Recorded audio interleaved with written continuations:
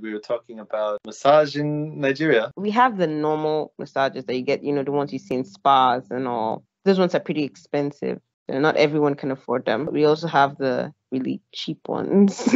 I hear they work better. I don't know. I prefer the massages at spas. They're cleaner, and local ones, go and you'd see a shack, mostly dirty environment. It's either a really old lady or a scary looking person. People go for massages for different reasons. The one I know of the most is ladies who want to get pregnant. They are massaging their womb. Okay. Wait. When you told me that women go there they want to get pregnant, my imagination was something else. I thought that they were getting impregnated in the No. No. Oh my god. Go to the wrong website, or if you go to the right website, you see fetishes for that kind of thing. So I was imagining.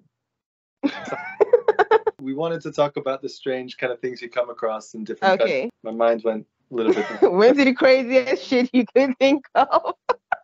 There's still a bunch of crazy shit, but for the ladies who want to get pregnant, I hear they have these certain points they touch that affects the womb and makes it open. Then they have these herbs, tried and trusted. They boil them up, mix them up, add who knows what, and the steam gets into her to help open her up. Although I don't know anyone who has been successful with that, so I don't know why they keep doing it. Ladies over here, especially who have been married for a while and don't have kids, they tend to be desperate. Makes it seem like, we don't have medical facilities in this country. Yeah, they're pretty messed up, but we have the IVFs and surrogate moms and the whole test tube. We have all that here.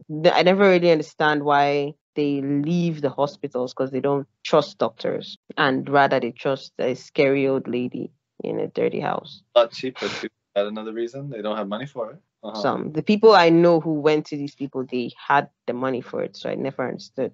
I can kind of understand. I've had back problems. I've gone to like 100 different people, maybe about 5 or 6 with doctors, and they were the least help out of everyone, especially when it comes to muscles and tendons. The reason why I trust massage is because 4th or 5th person that I went to was incredible, and she just totally changed my life. She gave me awareness about my body that I didn't have before. She taught me how to do a lot of the stuff myself too. She's just an awesome lady. I've been looking for that again. Nobody has it, Nobody has that. I can't entirely rule them out. An old friend of mine who, I think she broke her leg. They were at the hospital, but they pulled her out of the hospital and took her to one of these massage places, and they used a bunch of leaves and shit to hold up her legs. They said it worked better than it would have in the hospital. It worked, but I don't know if it worked better than it would have in the hospital, because she still has a limp when she walks, so how much better? But they work. I've been studying Chinese massage. I think the reason why it's so easy to find these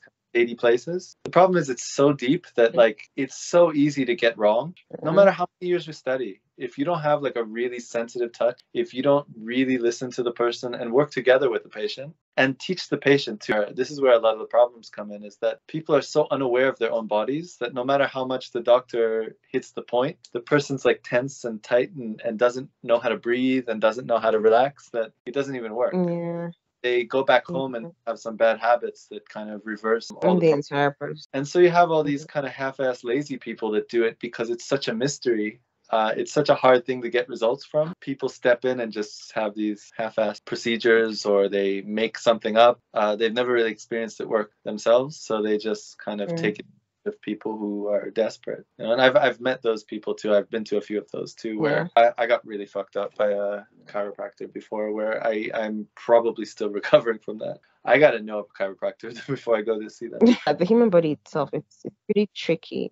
Yeah. I did blood cupping before. Do you know what that is? No, I don't. Do you know cupping? No, not really. If you watch the Olympics, you might see some people with spots on their back. So they put a suction cup on your back and it takes all the blood to the surface. So you have these red hickeys on your back. Yeah. So I do that sometimes. But then there's blood cupping, where they poke like a tiny hole and then they do the same thing. So blood comes out. Cups full of blood on your back. Why? What is it for? According to the more traditional idea, it gets dampness out of the body. So if there's too much, you could think of it like humidity in your body, it can get some of that out. But according to the more modern ideas, it gets older blood out of the body. Oh yeah. Yeah. Yeah, I know about that. I hear a lot of shit like that. Do you really need to get bad blood out of the system? Is I it? mean, according to Western medicine, probably not. But I mean, according to Western medicine, there's a lot of people that come and it's like they don't know what's wrong with you. In my experience, the cupping works pretty well. When you poke the hole, though, it takes a toll on your body a little bit. It tires you out. Do Not you sure how. feel better? How do you know you've gotten the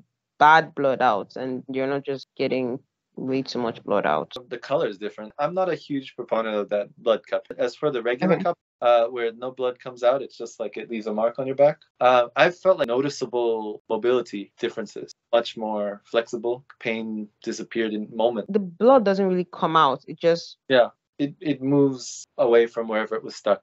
doesn't come out. It's just there. And I mean, blood circulates, so it's going to just circulate back. Well, if it moves out of where it was stuck, the idea is that it moves out of your system. Oh, okay. Then you poke the hole on that part. Oh, I No, get it. no, Oh, no. So you oh, don't poke the hole with this. Let's say it's stuck in these tiny capillaries, and like I'm okay. not a medical expert. I'm not an expert on even. It sucks it out of wherever it was stuck. Okay. It's able to move into the bloodstream and then come out of your body the same way everything else does. I don't know. I don't know. I don't know about that.